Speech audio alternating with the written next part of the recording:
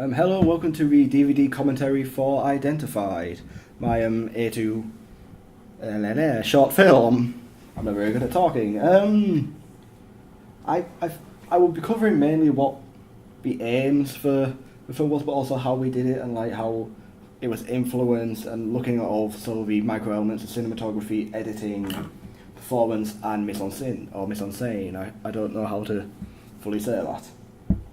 So to start off, the aim for my film was to create a short film which challenges a person's perspectives and opinions. So it follows a style of the question for the main film is who is the bad guy, which I felt was it matched the film perfectly, because we see a serial killer killing other serial killers. Who is actually the bad person? I wanted people's opinions, because people's opinions might change from the beginning of the film to the end of the film. So like at the beginning they may think, oh, she's evil, la la la, she's not a very nice person, but it turns out towards the end that she maybe is the hero of the whole sort of film.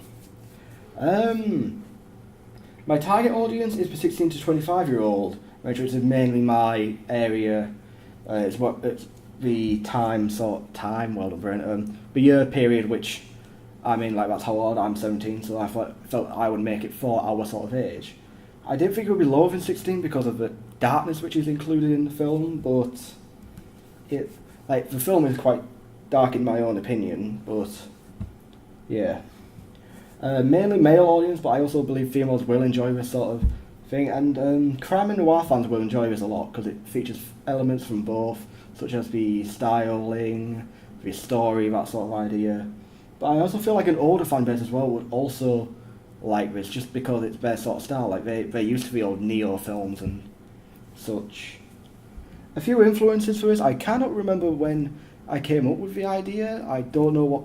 I sort of have roundabout bursts of ideas, but one of the few influences was Dexter, the TV show, which has a serial killer killing serial killers, which I don't watch Dexter, but it was very similar. Like I remember I started reading it, and it came up in the thing like a serial killer killing serial killer. It matched my film, so I came up with the idea before I actually did start reading Dexter and stuff. I realised, oh, this is very similar.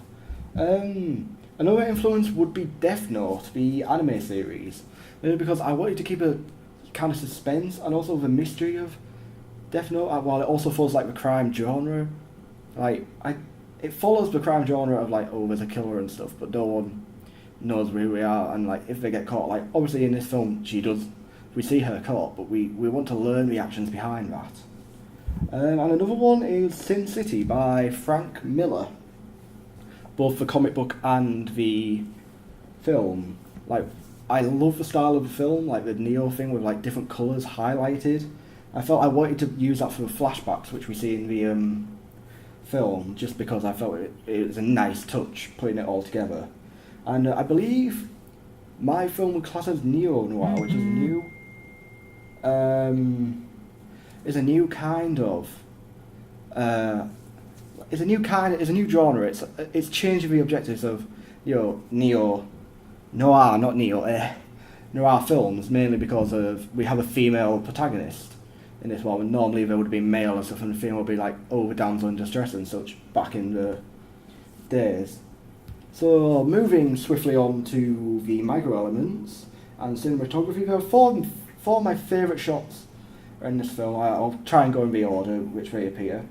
The first one is when the killer, who's played by Catherine, is stalking Sean, who plays John. Now, I'm watching this on a screen as well. You'll probably be able to see it repeating over and over again.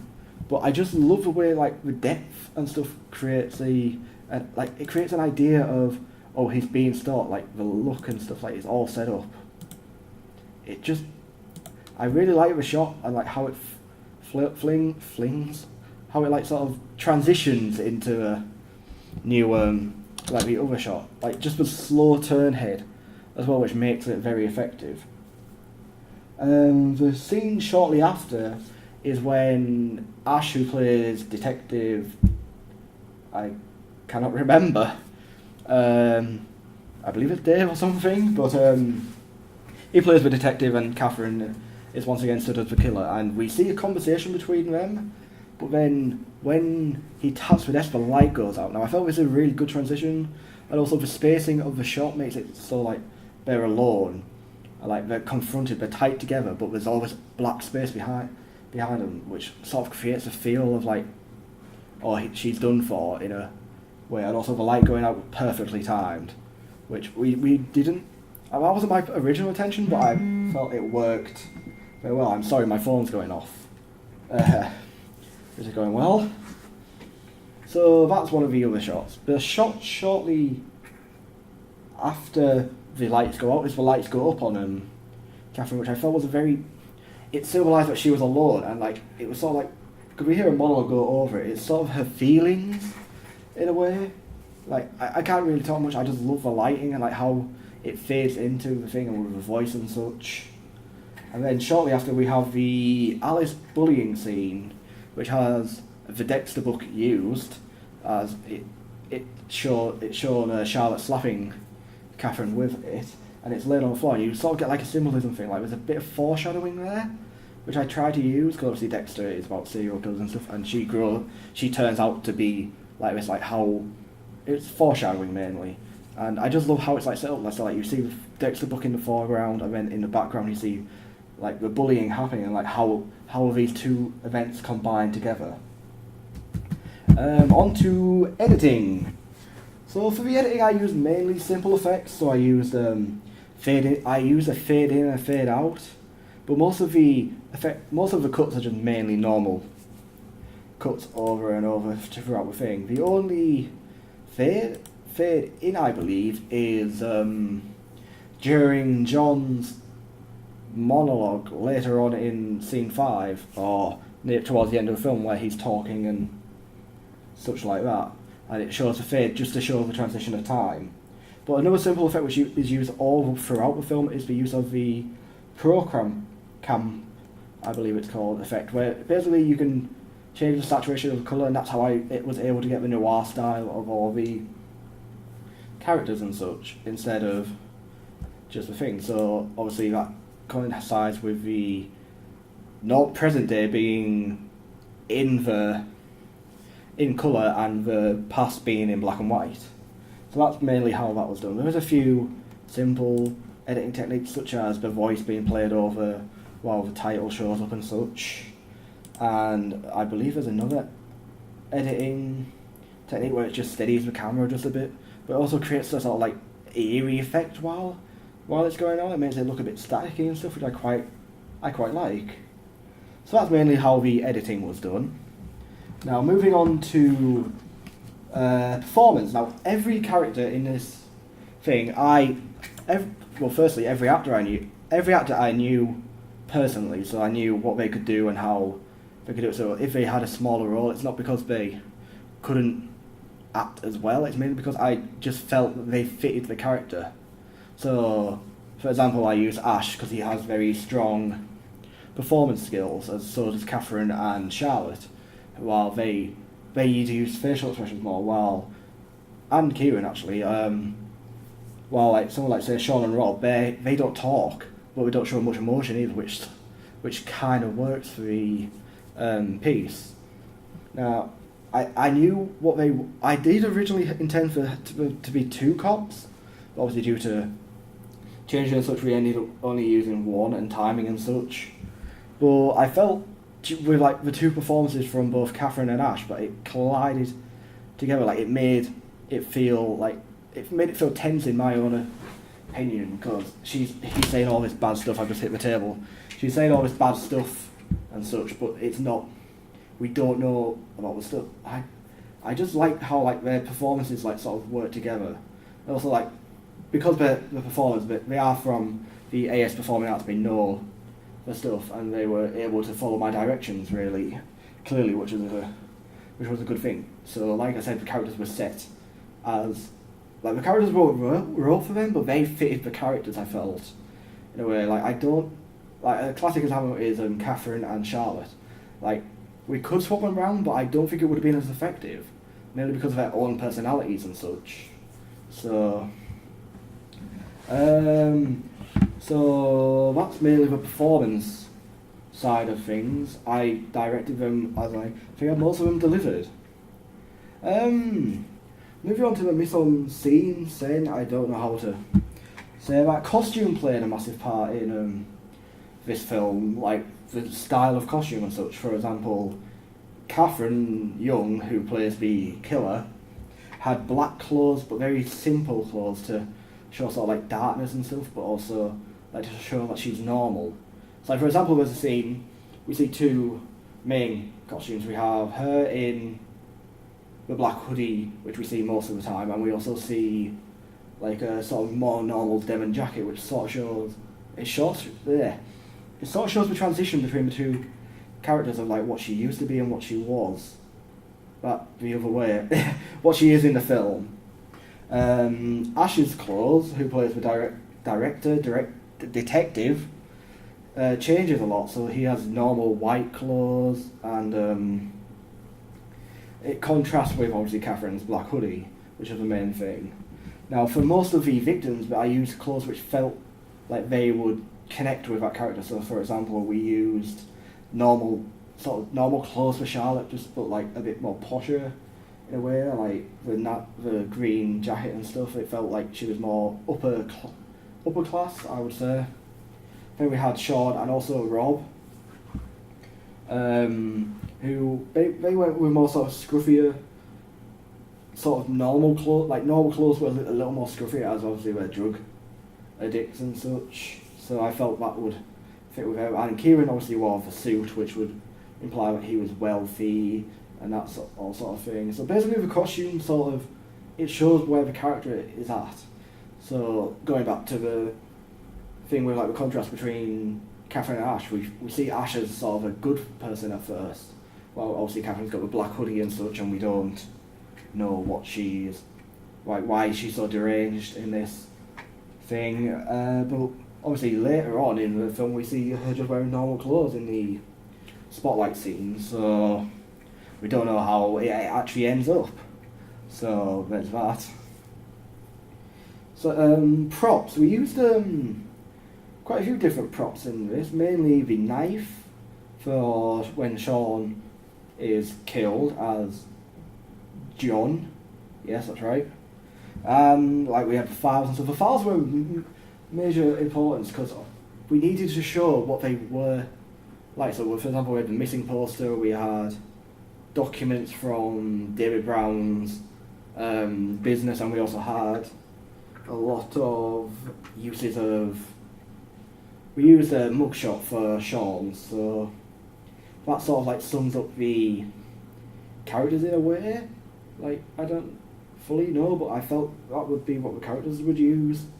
We also have the use of drugs in the thing, which is made. It was just Tic Tacs, but it also it shows his downfall from, well, he murders his brother and such. And finally, like I said earlier, the foreshadowing from the Dexter book, which obviously makes a massive impression because it foreshadows what she would become. So I think that about covers most of it. I would have talked about sound, but the only sound used is mainly like little whims and stuff, and also towards the end with the dramatic look up of the eyes. But besides that, not much sound was used. It was mainly just monologues talking over the footage. So I hope you all enjoyed the little DVD commentary, and